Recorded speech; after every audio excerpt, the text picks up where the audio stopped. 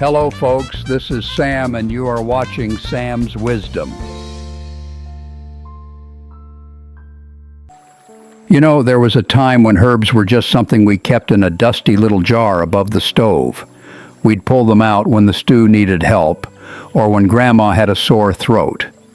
We didn't call them anti-inflammatory or cognitive boosters. We just called them what worked.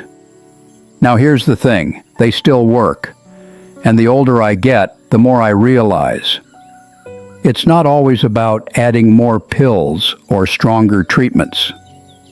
Sometimes it's about getting back to the simple things that don't come with a warning label longer than the box. So today, I want to talk about 5 herbs every senior should know about.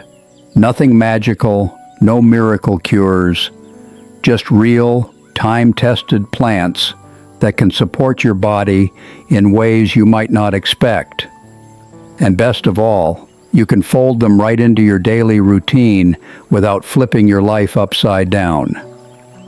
Now look, I'm not saying you should toss out your prescriptions or stop listening to your doctor. But what I am saying is, as we age, our bodies start to prefer the gentle approach. We don't bounce back like we used to. Our digestion slows down, our joints get cranky, and our nerves don't like to be messed with. And just to be clear, I'm not a doctor. I'm just a guy with a teacup and a little experience. So before you try any of this, have a chat with someone who has a stethoscope and a few diplomas on the wall. Herbs, when used properly, can support all of that without overloading your system. And the best part? You can work most of them right into your tea, your food, or your evening routine. No drama, no fuss. Number 1, turmeric. Let's start with a powerful one. Turmeric. You've probably heard of it. It's that bright yellow spice that stains everything it touches. But it also happens to be one of the best natural anti-inflammatories out there. For stiff knees, swollen hands, or that deep, achy joint pain that wakes you up in the morning, turmeric can help take the edge off. I like to sprinkle a little into my scrambled eggs or soups, just about a 1/4 teaspoon, and I always toss in a dash of black pepper. That pepper helps your body absorb the good stuff, otherwise it kind of just passes through. Some folks I know like it warm at night, mixed into a little milk with a drop of honey. They call it golden milk. I call it sleepy tea that works. It's subtle but consistent, and that's what you want. Number 2, ginger. Now let's talk about ginger. And no, I'm not talking about cookies. I mean the root, that knobby little thing you find in the corner of the produce aisle. Ginger's been helping folks for thousands of years with digestion, nausea, circulation, and all sorts of aches and pains. Me, I keep a piece in the fridge, slice off a bit in the morning, and drop it into hot water. Makes a nice tea that settles the stomach and warms you up from the inside. Especially helpful after a heavy meal when your gut's dragging its feet. Sometimes I'll grate a bit of fresh ginger right into my stir-fry or soup. Adds a little kick, sure, but it's worth it. If chopping isn't your thing, they even sell it powdered. I just toss a pinch into my tea when I'm feeling stiff or slow. It's like your digestion gets a gentle nudge, saying, "Hey, let's get moving." Number 3, ashwagandha. Now here's one you might not have heard growing up, but I wish I had. It's called ashwagandha. Fancy name, old roots. This herb has been used for centuries in traditional Indian medicine to help with stress, low energy, and restless sleep. And if you're over 60 and still lying awake staring at the ceiling, wondering why your brain won't shut off, this one's for you. Ashwagandha is not the kind of herb you toss in your stew. It usually comes as a powder or a capsule. Personally, I mix a small spoonful into warm milk at night with a bit of cinnamon. It's like a hug in a cup.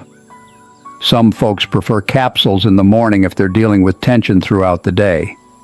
Either way, it takes the edge off without knocking you flat. It just softens the background noise in your head. There were weeks when I was waking up more tired than when I went to bed. Then I started this little ritual. 10 minutes before sleep, just me and my mug. And slowly, the edge started to come off. Not magic, just steady support. Herb 4, peppermint. And now, peppermint. Now this one's an old friend. Most folks think of peppermint as a flavor, not a remedy. But it's one of the simplest, gentlest herbs for your digestion and your brain. If you're dealing with bloating, gas, or just that heavy feeling after meals, peppermint can give your belly a bit of a break. And surprisingly, it also gives your mind a boost. Helps with focus, tension headaches, and that sluggish fog we all get from time to time. I usually steep a peppermint tea bag right after lunch. Nothing fancy, just hot water and a few quiet minutes. It's like telling your stomach, "All right, buddy, you've done enough. I've got it from here." On colder days, I even add a drop of food-grade peppermint oil into my tea or a little honey water. Just one drop, mind you. This stuff is strong. And you want a real trick? Rub a little peppermint oil on your temples when you've got a headache. It's like a breeze running through your brain. Number 5, gotu kola. Now, here's one that doesn't get nearly enough attention. Gotu kola. It sounds like a soft drink, I know, but don't let the name fool you. This little green herb is known for doing something a lot of us worry about after 60, keeping the brain sharp and the blood flowing. Gotu kola has been used for centuries to support memory, mental clarity, and circulation. That's right. Your thinking and your walking both benefit. It's especially helpful if you've been dealing with foggy thoughts, forgetfulness, or even just trouble focusing on simple tasks. It usually comes as a tea or in capsule form. I tried the tea first, mild grassy taste, and after a few weeks of sipping it mid-morning, I started feeling a bit more present. Not like a shot of caffeine, more like my brain stopped yawning. I've also taken it in capsule form when life got a little busier and I didn't have time to steep anything.